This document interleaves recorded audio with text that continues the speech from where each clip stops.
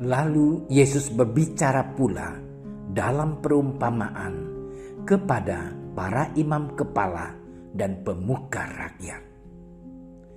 Hal kerajaan surga seumpama seorang raja yang mengadakan perjamuan kawin untuk anaknya.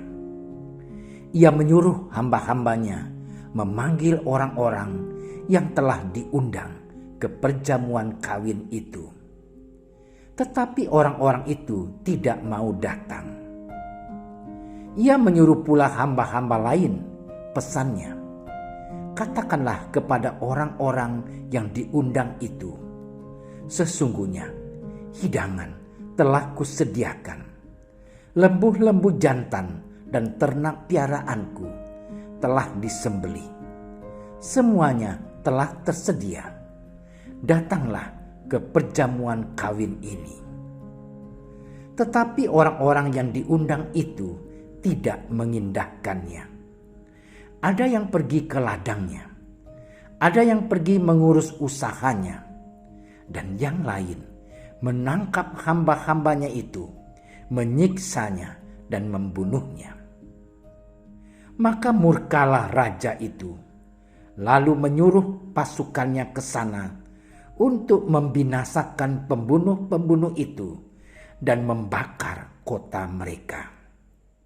Sesudah itu ia berkata kepada hamba-hambanya, perjamuan kawin telah tersedia, tetapi orang-orang yang diundang tadi tidak layak untuk itu.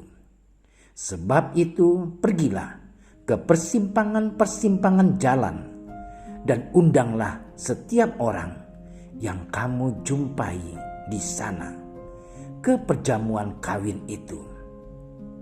Maka pergilah hamba-hamba itu, dan mereka mengumpulkan semua orang yang dijumpainya di jalan-jalan, orang-orang jahat dan orang-orang baik, sehingga penuhlah ruangan perjamuan kawin itu dengan tamu.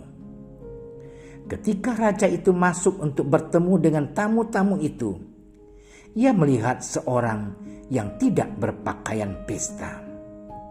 Ia berkata kepadanya, "Hai saudara, bagaimana engkau masuk kemari dengan tidak mengenakan pakaian pesta?" Tetapi orang itu diam saja. Lalu kata raja itu kepada hamba-hambanya, "Ikatlah kaki dan tangannya, dan campakkanlah orang itu ke dalam kegelapan yang paling gelap. Di sanalah akan terdapat ratap dan kertak gigi, sebab banyak yang dipanggil, tetapi sedikit yang dipilih." Demikianlah Injil Tuhan.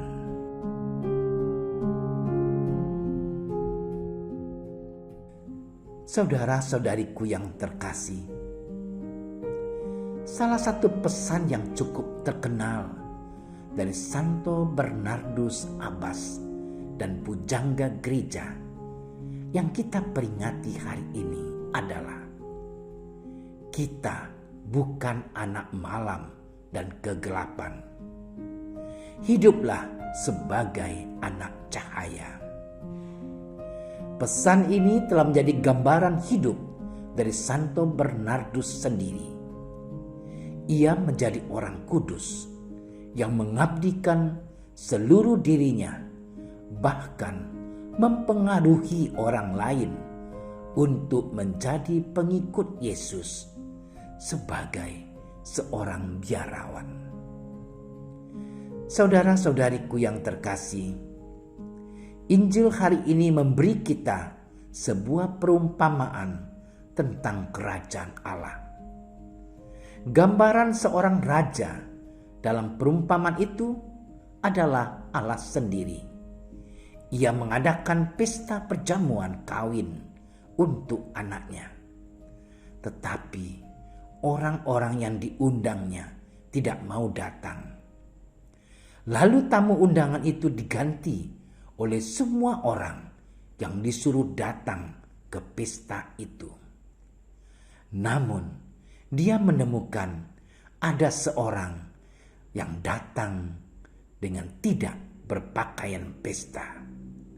Sehingga ia menyuruh hambanya itu untuk melemparkan orang itu ke dalam kegelapan yang paling gelap. Saudara-saudariku yang terkasih, panggilan untuk memperoleh keselamatan ditujukan kepada banyak orang. Akan tetapi sedikit orang yang terpilih untuk mewarisi kerajaan surga, yaitu mereka yang menanggapi panggilan Allah, bertobat dari dosanya, dan percaya kepada Kristus. Banyak orang yang mengaku menjadi anggota kerajaan surga di atas muka bumi ini, tetapi tidak memakai pakaian pesta, sehingga mereka tidak termasuk golongan orang yang terpilih. Pakaian pesta melambangkan kesiapan, memiliki iman yang benar pada Kristus, dan ketaatan yang terus-menerus yang dimungkinkan oleh kasih karunia Kristus. Saudara-saudariku yang terkasih, Kristus menunjuk orang yang tidak berpakaian pesta itu agar membuat kita sekalian menjadi mawas diri dan bertanya, "Tuhan, sayakah orang itu?"